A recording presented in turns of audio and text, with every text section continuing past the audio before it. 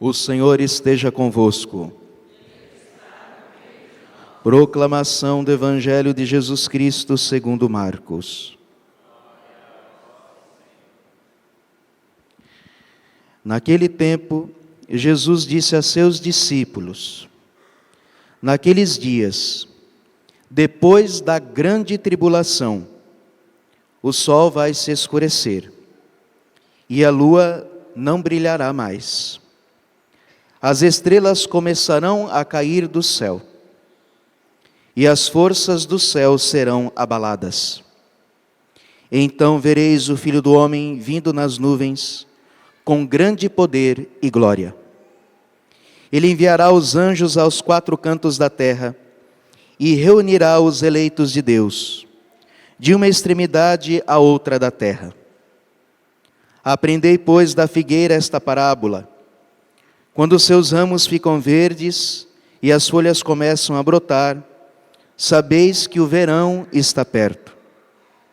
Assim também, quando virdes acontecer essas coisas, ficais sabendo que o Filho do Homem está próximo, às portas. Em verdade vos digo, esta geração não passará até que tudo isto aconteça.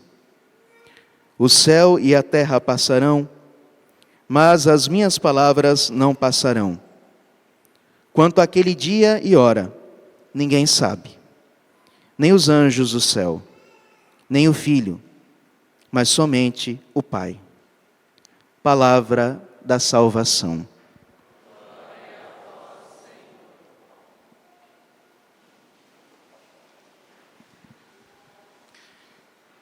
Caríssimos, a liturgia que nós ouvimos hoje, tanto na primeira leitura e no Evangelho, nos dá a oportunidade de falar sobre uma realidade que eu particularmente gosto muito de falar. Nós, como já expliquei, estamos no mês de novembro, final do ano, estamos também às portas do Advento, que significa chegada, a vinda, e que nós celebramos duas vindas duplamente, vamos assim dizer. Claro que o Advento é para nos preparar para o Natal, mas a igreja sempre nos recorda, aquele que veio, se fez homem na carne, morreu e ressuscitou, há de vir para julgar vivos e mortos. E nós já estamos meditando nessas realidades, e eu falei para vocês que a liturgia ia começar a mudar. E aqui está o Evangelho, onde Nosso Senhor vai falar da sua vinda gloriosa e de alguns acontecimentos. Claro que aqui é só um trecho do Evangelho, Jesus já tinha dado outros sinais aqui no texto antes, nos versículos que precedem este Evangelho. E Nosso Senhor vai dizer que é claro, que Ele virá. Virá para julgar. Como Ele mesmo disse, os anjos virão recolher os justos. Será o tempo da separação do joio e do trigo, de uma vez por todas. E Nosso Senhor diz que nós precisamos aprender da figueira. Lá no tempo de Jesus, eles sabiam que conforme muda a vegetação, e aqui também a gente sabe dessas coisas, sabe que o tempo está mudando, e sabe o que vai vir. Nós também precisamos perceber que conforme as coisas estão mudando, precisamos nos preparar para o que virá.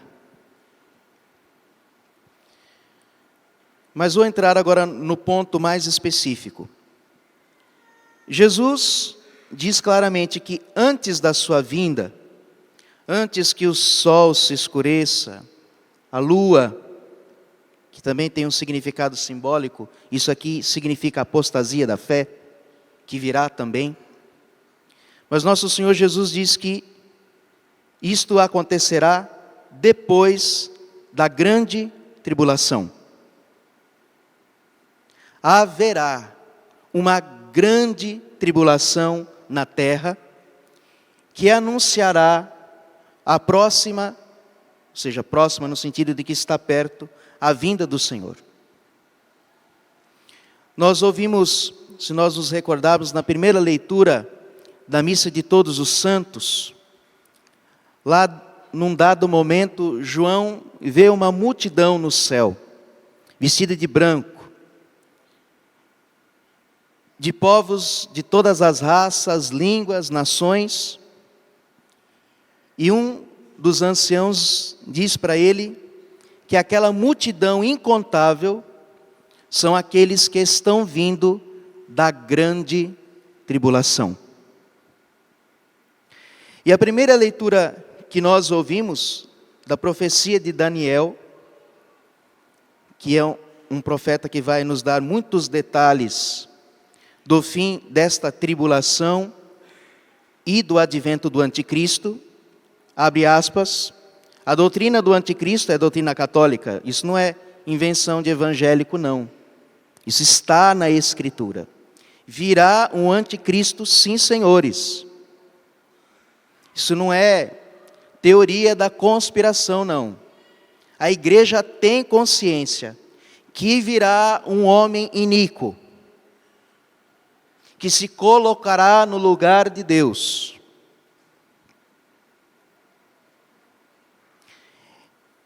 Mas Daniel, na leitura que nós ouvimos, diz, naquele tempo se levantará Miguel, depois eu vou voltar nisso, o grande príncipe, defensor dos filhos de teu povo, e será um tempo de angústia, como nunca houve até então. Esta é a grande tribulação. O mundo vai ser chacoalhado. Vocês pensam que as coisas estão ruins? O fim será terrível. Eu não digo isso para vocês terem medo, não. Mas digo isso porque nós precisamos saber. Porque às vezes nós somos assim, vivemos no mundo da lua, né?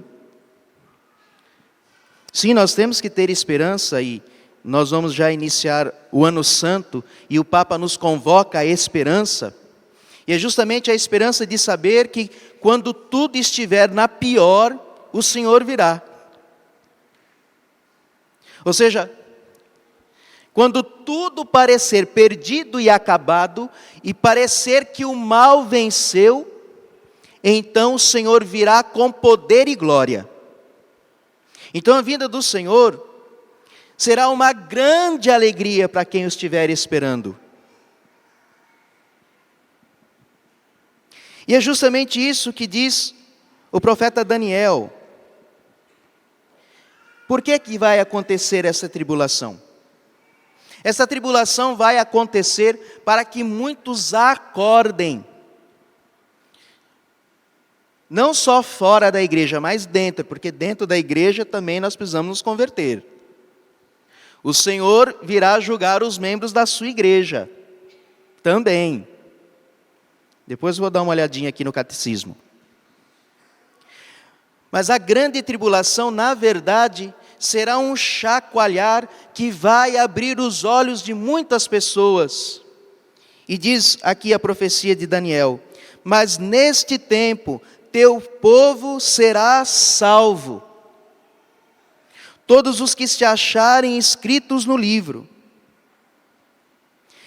Portanto, a grande tribulação, como eu disse, apesar de ser algo terrível, será ao mesmo tempo um momento de grande esperança e um momento de prodígios de Deus, prodígios de salvação, de conversão, de transformações de vida.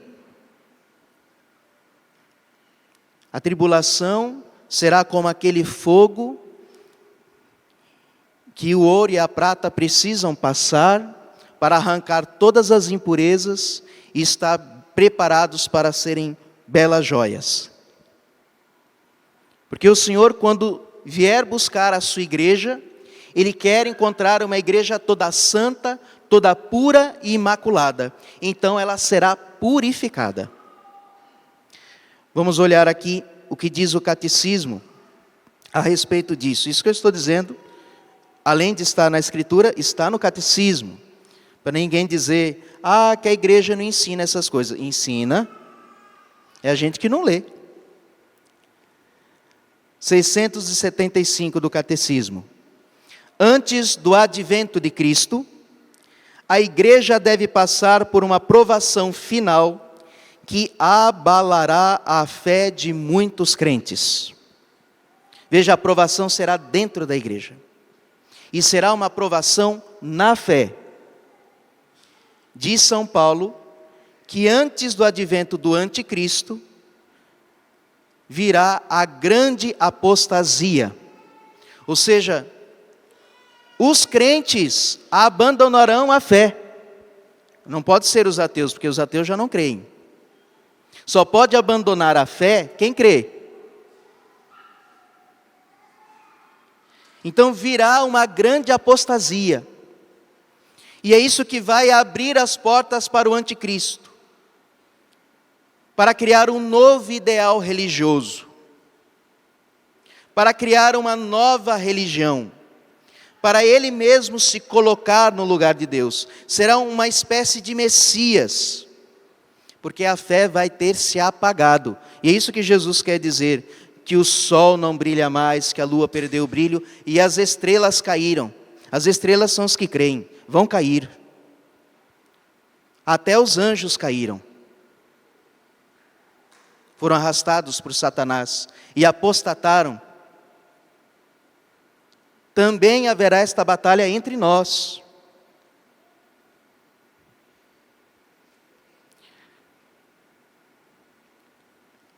A perseguição que acompanha a peregrinação dela na terra da igreja, então vai ter perseguição também, desvendará o mistério de iniquidade, isso é uma expressão da Escritura, sobre a forma de uma impostura religiosa, que há de trazer aos homens uma solução aparente a seus problemas, à custa da apostasia da verdade. Para resolver os problemas do mundo, nos será proposto abandonar a verdade, abandonar a fé, abandonar Cristo e a sua igreja. A impostura religiosa suprema é a do anticristo, isto é, a de um pseudo-messianismo, em que o homem glorifica a si mesmo em lugar de Deus e de seu Messias que veio na carne. Vai vir aí um salvador do mundo, vai resolver o problema de todo mundo. Vai organizar a economia, vai trazer paz e prosperidade. Aí será o fim. Continuando esta leitura de Daniel, depois você pode pegar em casa, nós estamos no capítulo 12, lemos do 1 ao 3, mas continuando esta mesma leitura, Daniel vai dizer que o iníquo vai abolir o sacrifício perpétuo. O sacrifício perpétuo era aquele sacrifício que era oferecido diariamente no templo do Senhor. E que foi substituído pelo sacrifício de Cristo na cruz. E que se renova nos altares. Vão abolir a missa. Há 2 anos atrás, nós já vivemos um ensaio. Salva a sua vida, não vá na missa. Fechem todas as igrejas, salvem os corpos e percam as almas. Não sei qual será a próxima desculpa, mas a missa será abolida, e já ensaiaram, nós vivemos isso.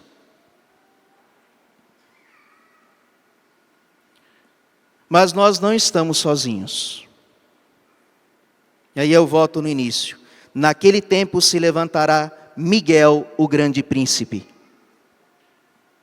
Veja, Existem devoções, meus irmãos, que são opcionais, mas existem devoções que são proféticas, e Deus está nos indicando: naquele tempo se levantará Miguel. Esse tempo de combate, este tempo de combate pela fé, pela verdade, será também o tempo em que os anjos combaterão a nosso favor, os arcanjos combaterão a nosso favor, e o chefe é São Miguel. Nós estamos vivendo os tempos de São Miguel. O Papa Leão XIII, já faz tempo isso, teve uma visão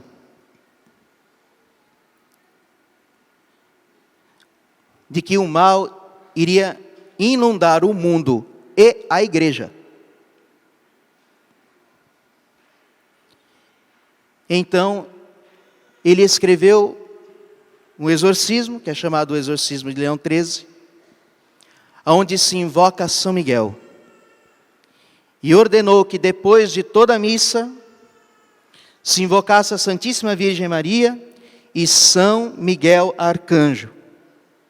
E ele criou aquela oração: São Miguel Arcanjo, defendei-nos no combate, sede o nosso refúgio contra as maldades e as ciladas do demônio.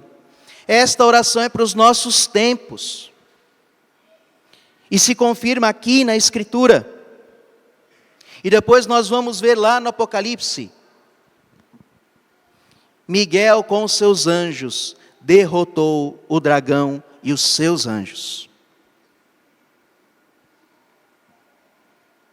Portanto, nós precisamos nos juntar ao exército celeste, dos anjos, dos santos, dos arcanjos, porque eu não sei, não posso dizer isso, nem a Escritura diz, não sei se nós estamos no fim mesmo, não sei se o anticristo vai ser no nosso tempo, mas eu sei que as coisas não estão tranquilas. A confusão aumenta dentro da igreja. Não sei que mundo que vocês vivem, mas está. A Alemanha está quase a ponto de romper com Roma e com o Papa, porque querem fazer reformas. E eles dizem: se o Papa não fazer, façamos nós. Querem mudar a doutrina. Estamos assim? Já é o fim, já é a grande apostasia? Não sei. Mas se não for, vai ficar pior ainda. Nós precisamos nos preparar. Sermos cristãos de verdade, conhecer a doutrina da igreja, porque um fala uma coisa, outro fala outra. Mas o que é mesmo a fé católica? Está aqui. Se eu ensinar heresia aqui, você tem que saber se isso aqui é uma heresia ou não.